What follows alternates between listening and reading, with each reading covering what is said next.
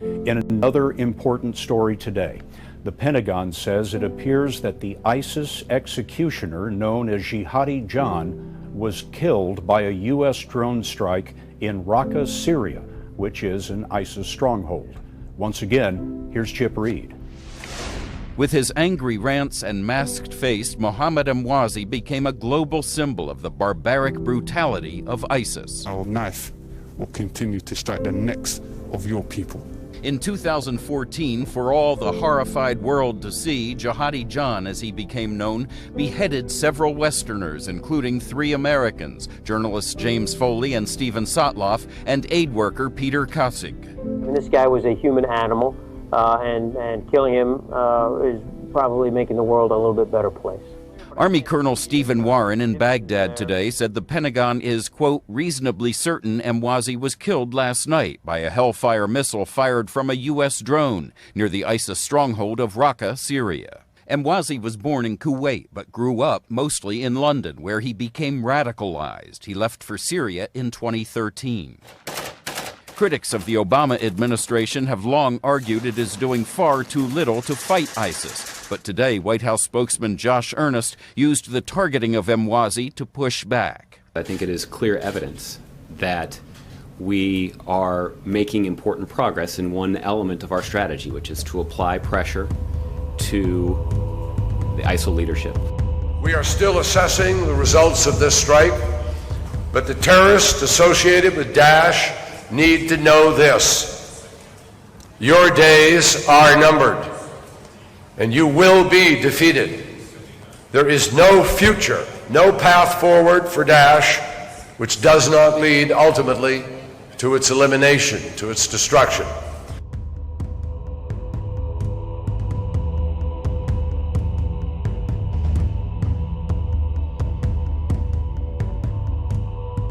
ISIS front and center in my exclusive interview with President Obama yesterday. When we spoke in the cabinet room shortly before the strike, the president acknowledged how difficult it will be to eliminate the threat from that deadly terror group. Even your friendly critics, Fareed Zakaria, says that what you have on the ground now is not going to be enough. Every couple of months, you're going to be faced with the same choice, back down or double down. I think what is true is that this has always been a multi-year project, precisely because the governance structures in the Sunni areas of Iraq are weak, and there are none in Syria. And we don't have ground forces there in sufficient numbers to simply march into al-Raqqa in Syria and clean the whole place out. And as a consequence, we've always understood that our goal has to be militarily constraining ISIL's capabilities, cutting off their supply lines, cutting off their financing. But ISIS is gaining strength, aren't they? Well, no, I don't think they're gaining strength. What is true is that from the start, our goal has been first to contain, and we have contained them. They have not gained ground in Iraq, and in Syria, they'll come in, they'll leave, but you don't see this systematic march by ISIL across the terrain. What we have not. 127 people have lost their lives in a coordinated series of shootings, explosions and hostage takings last night, Friday night. Dozens are critically injured. There are fears that the death toll will rise in the coming hours and days too. ISIL has claimed responsibility for the carnage. The hashtag Pray for Paris has appeared online, with people from all around the world joining the mourning in France.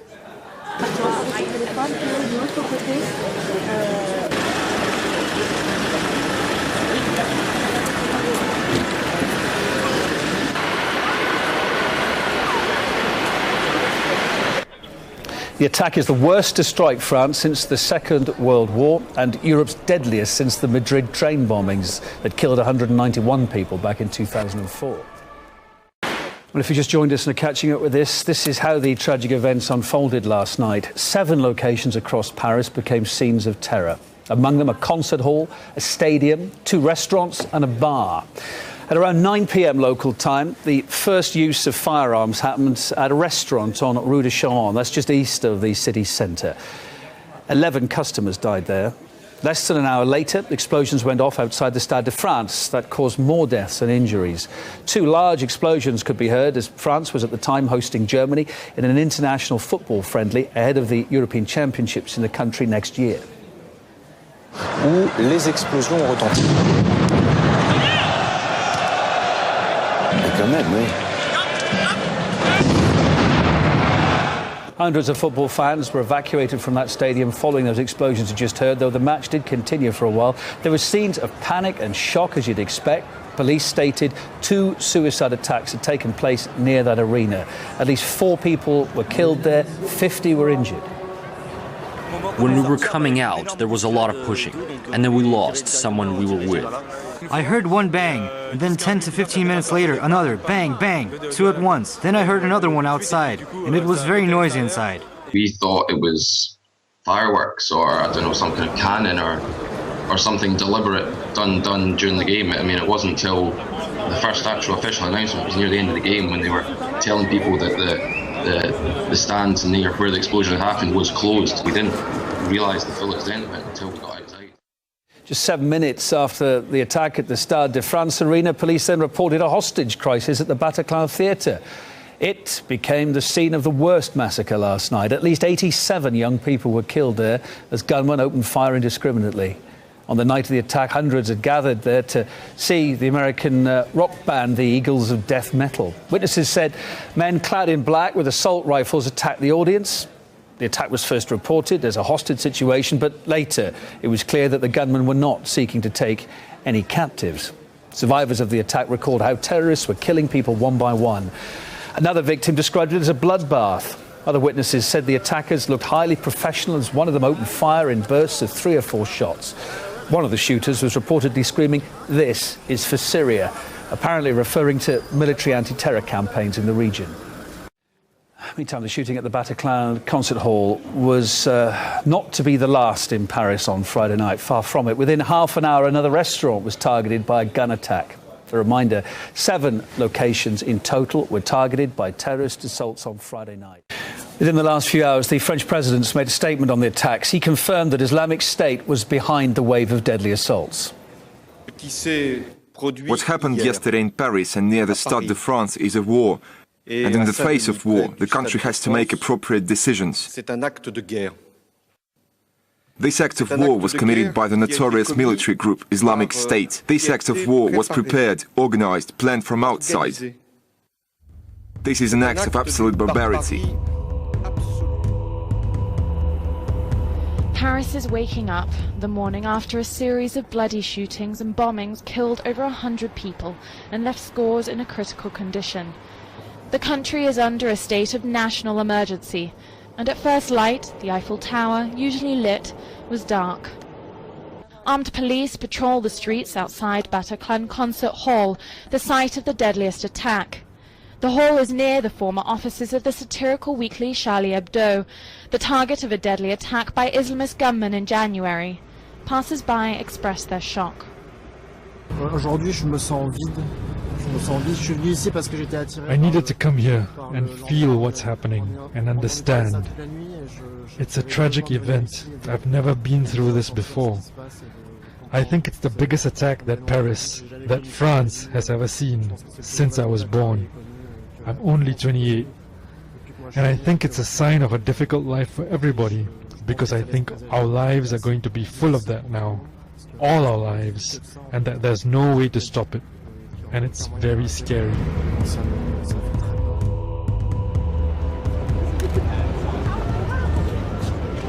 Maintenant, on pense à nos enfants, nos petits-enfants. Now we think of our children and our grandchildren. We are a country at war, and it is even worse than that because we haven't really seen anything of this scale, according to the news, since the last war. But it's even worse because it's hidden, and we do not know where we're heading.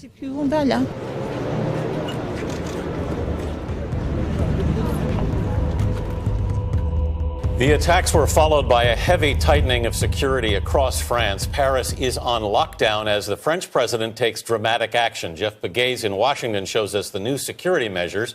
Jeff, good morning. Good morning. For the first time in a decade, France declared a state of emergency. French President François Hollande convened a special security meeting early today with top government and security officials. Meanwhile, police in Paris search for possible accomplices. 1,500 French military troops have been deployed across Paris. The city practically shut down after the massacre that killed more than 125 people in multiple locations. Today, Paris is essentially on lockdown. City facilities, including schools, museums, libraries, are closed. Some bus and train lines have also been shut down. Police are urging people to stay indoors and are calling for a halt to public events.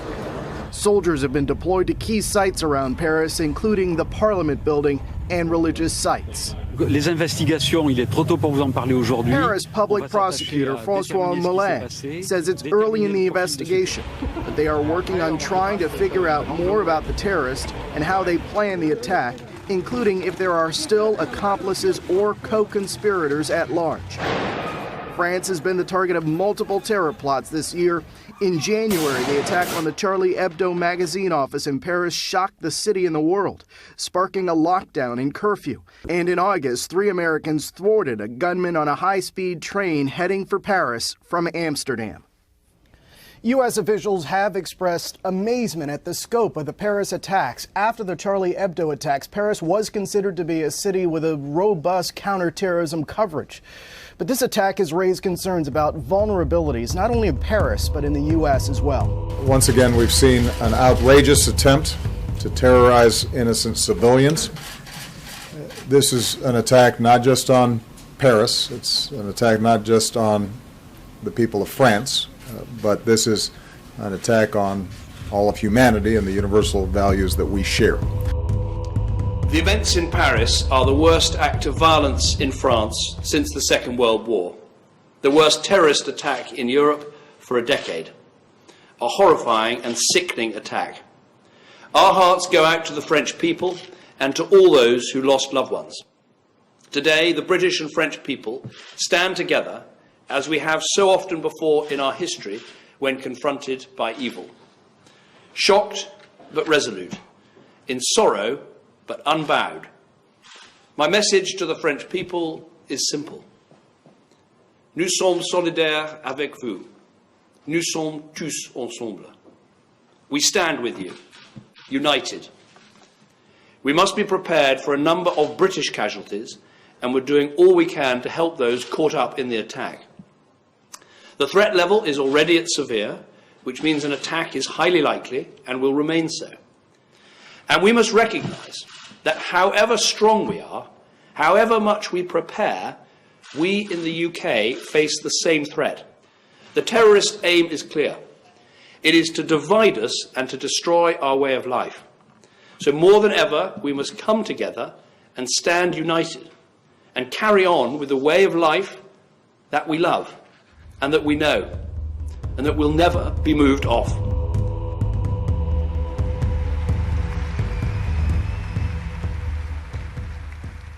And I was going to cancel my show tonight. But then I thought to myself, why should I give that to them? Why should I allow them to stop me and to stop us from enjoying freedom?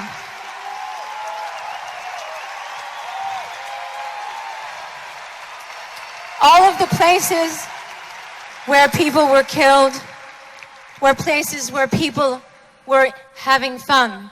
People were enjoying themselves, eating in restaurants, dancing, singing, watching a soccer match.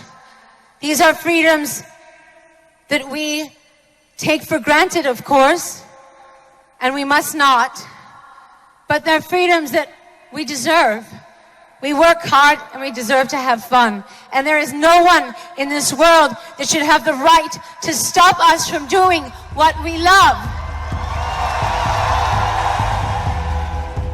We want to take a moment to show you how the world is responding to the Paris terror attacks. In San Francisco, City Hall was illuminated in the French national colors last night after the attacks. The blue, white, and red colors show solidarity with the French people. Support for France was also expressed in light at the World Trade Center in New York. In London, there was a light display at Wembley Arena. In Brazil, Rio de Janeiro's Christ the Redeemer statue was lit up last night. And take a look at the Sydney Opera House in Australia. The sails are all lit in the colors of the French flag. You know, we're showing you all of those physical signs of just help and response, but social media has really been instrumental. People just wanting to say we stand in support. And it went on all night long, and it was amazing how quickly all those buildings, the people in all those cities responded to what happened. The coordinated terror attacks in Paris have U.S. cities on high alert. Major cities across the nation increased security out of an abundance of caution. Another terrorist attack in another place. The significance, first of all, the timing and the venue of these latest attacks by Daesh. Well, I've been editorializing over the last few days. Particularly, we had the Russian plane go down. We had the Israeli bombing on the Damascus suburbs.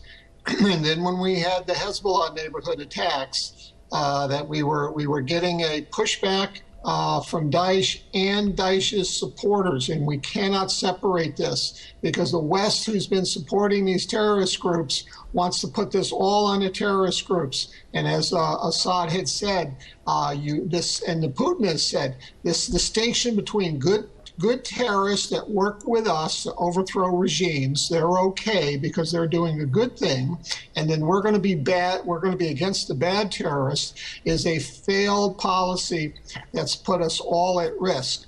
And I think what we're seeing here is those that are getting hammered in Syria are sending a message that, yes, you may be killing us and really putting a whooping on us in Syria and Iraq, but we are still able to kill you when and where we want to, and there's nothing you can do about it.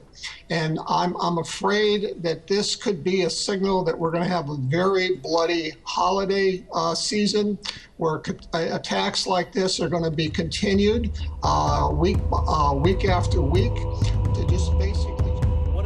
What does American intelligence take away from this attack, Juan?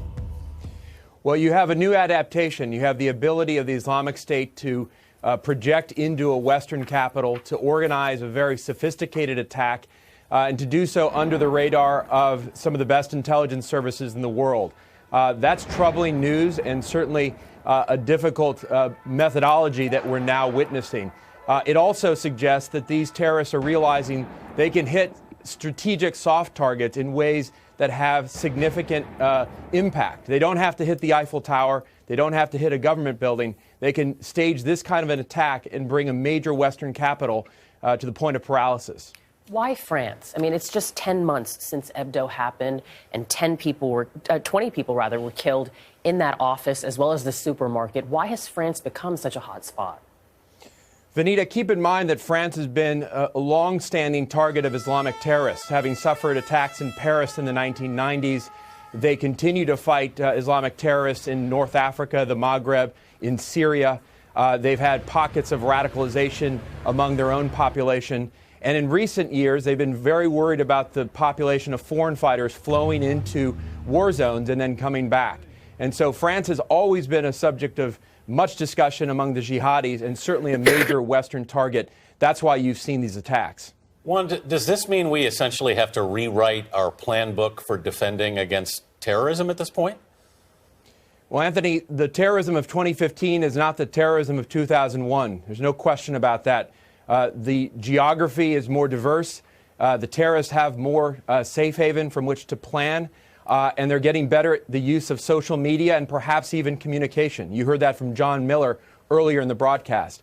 And so I think we do have to worry that this is a new methodology and certainly potentially facing a new war on terror, this time facing an Islamic State that is able to project itself into the West. So do you look at this as a game-changing moment?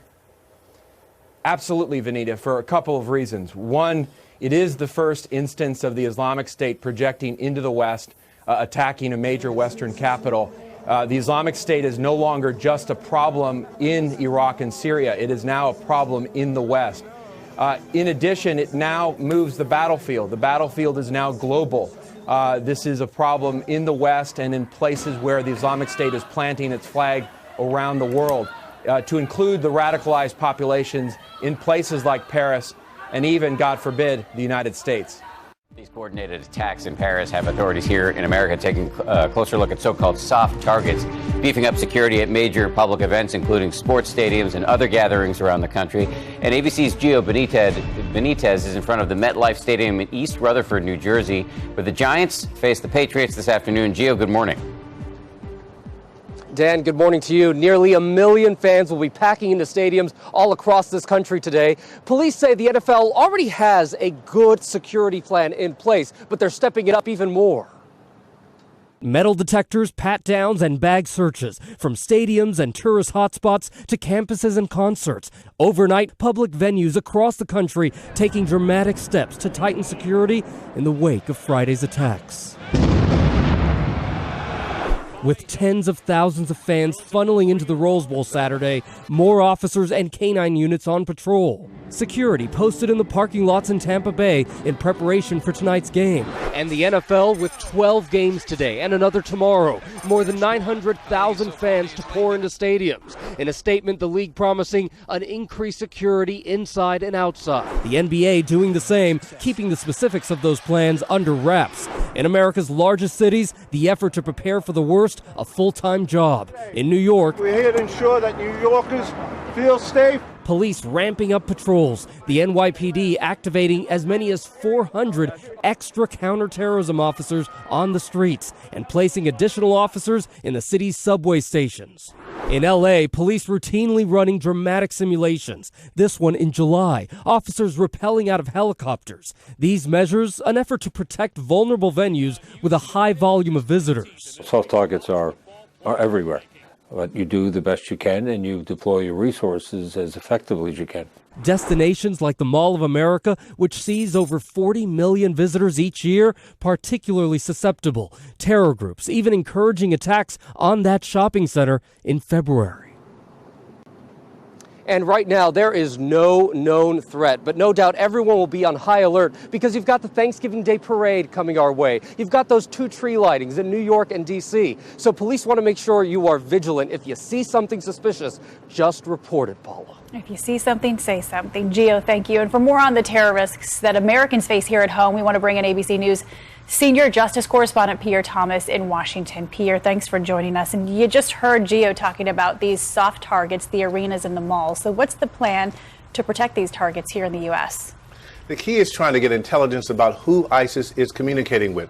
There are dozens of FBI terror investigations underway right now. We saw them peak around the 4th of July holiday, and there's another surge underway as a result of those attacks in France. There are so many venues in this country, like malls and restaurants, that simply don't have a lot of security. And the only way you can prevent these kind of assaults is to stop them before they happen, before plots can fully take shape, Paula. And the French had recently stepped up their anti-terror efforts because of Charlie Hebdo just this past January. How much concern is there that the French weren't able to uncover this latest plot? A key question, why did this go undetected? We don't have the answers yet. There's one possibility U.S. officials are pondering, the worry that radicals may have been using a new form of encryption to hide their communications. The FBI director has recently warned about what he calls going dark. He said they've been able to track ISIS communications on social media only to see certain players disappear off the grid. If that's what took place in France, it would signal a severe new problem.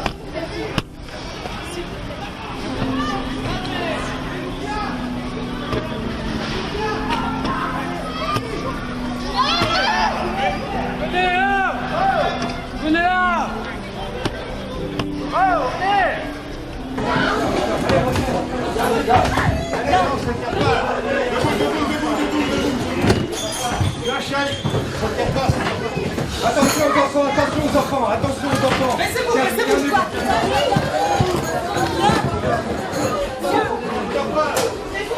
C'est panique, c'est rien. Oh. Laissez-vous. C'est bien. C'est n'importe quoi ce qui se passe là, c'est rien. Une panique. C'est du coup, un peu comme ça,